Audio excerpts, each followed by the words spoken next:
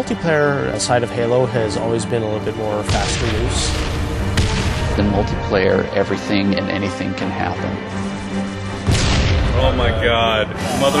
Oh. We need to be either as good as Halo 2, and obviously that is our bar, is as at least as good, better, as hopefully better. Enjoy your walk back to the beach. While you're working on the project, the bar is sort of a moving target. It can be intimidating for sure.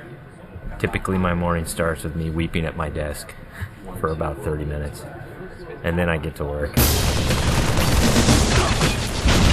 We've really gotten hardcore about instituting afternoon playtests. Okay, it's territories, 15-second respawn time. And it's become fundamental in how we're working on the game. Oh, Froman! Oh, you're so close! From day one, people have been in there playing it, which really refines the gameplay. It was horrible there. Oh, who broke territories? I think Halo 2 multiplayer has been played like 4 billion times. Competing against yourself is stressful. Coming up with these scenarios that people play over and over again. Now, how can we rethink that and create something that's new and interesting? We started getting more into these asymmetrical maps, where it's offense versus defense, where that's a choke point that you want to hold. And I think high ground is an example of that. Some of the specific things that we tried out were having a wall that you have to get past. That sort of defined whether you won or lost the game. And then we stuck some towers in, and we put AI gunners on all the towers. So as you're running up the hill, you're just getting tagged by all these AI guys. That's the direction that we went. We're like, whoa, that's way too hard. In this version, the wall is actually perpendicular to the hill. And in the final version of High Ground, that wall has been rotated 45 degrees because it had 2 turrets up here as well as 2 turrets in the other tower. So there was a lot of firepower coming down on the hill. That got all simplified into 1 turret actually right above the gate, which we felt was not as brutal to the attackers. It's pretty obvious to us when we start working on these maps that they have to be fun for the 100th and the 200th and the 1000th time. You weren't figuring out the switches in the doors? Yeah, the glows are like you want to walk up and fight. Watching people run through your map challenges a lot of the assumptions you made about it. Like, oh, I think people will use this hill for sniping, and then no one uses it. Then you get great comments like, this map sucks, I hate this spot, I hate you. A lot of the time that we spend on these levels are in the details, making sure that the run to a weapon is equal for different areas, getting the distances right for flag captures. Because we make such an effort to place titled objects in a level, like the waterfall, the bridge, the porta potty, people can say the flag is down by the porta potty. That immediately helps with that social aspect. Don't tell them about the porta potty. One of the things that we talked about in pre-production was player movement, and that's where the man cannon comes from. There's different ways to move the player around the map. In Halo 1 and Halo 2, we had these teleporters. Although it was a great way to get around quickly, it didn't provide as much inherent danger as the man cannon does.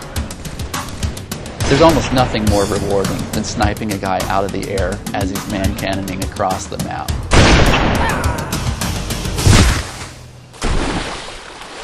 Whatever weapon that you start off every round with is going to really affect the decisions you make. There's this thing we didn't really identify in Halo 2, that if you spawn everybody with a dual-wieldable weapon like the SMG, it changed the game.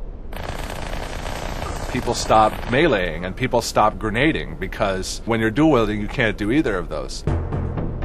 One of our weapon modelers, Tom Doyle, said, hey, this is a great chance to bring back the assault rifle from Halo 1. The assault rifle's design language really works well with the Master Chief. It has such a unique kind of silhouette and look to it that we really didn't want to change with what is already a Halo canon. But in terms of design and gameplay, it's been adjusted pretty considerably. The weapon has a kind of a shallow clip, so it came down to how best do I use my melee attack, or how best do I use my grenades in order to tip that fight a little bit over in my favor. The assault rifle works really well with the golden three things of Halo, which are weapons, grenades, and melee.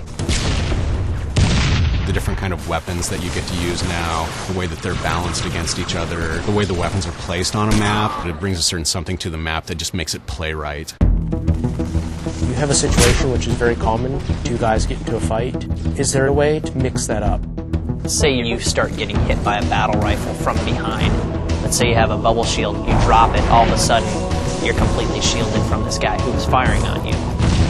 Or you have a trip mine and you realize a warthog is barreling towards you. You deploy the trip mine at the last second. And yes, you die, but you take out those damn bastards that just ran you over. When you are done as a group playing together, the first thing you want to do is talk about it. Every game you play, you're going to be having a save film that you can stop time, shift camera angles.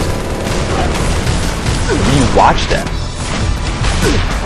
Oh, look at that! No sucks! I think being able to share it with your friends makes the smack talk even more powerful, because it's not just, oh, I just shot you in the head from across the map. It's, I just shot you in the head and let's watch it in slow-mo. It's really going to help people improve their play if they can see it from the enemy's perspectives. You'll be able to watch where they go, what weapons they pick up, in what order. We've done a lot of paper, we have all the specs, but there's a significant part of that that's not yet finished. The big challenge ahead of us now is to make sure that we get everything that we can in the game. We're going to be what we're going to be, and we think it's really good, but everybody's expecting it to be really good, so we got to beat those expectations somehow. That's what's tough, yeah. That's what makes me cry at my desk.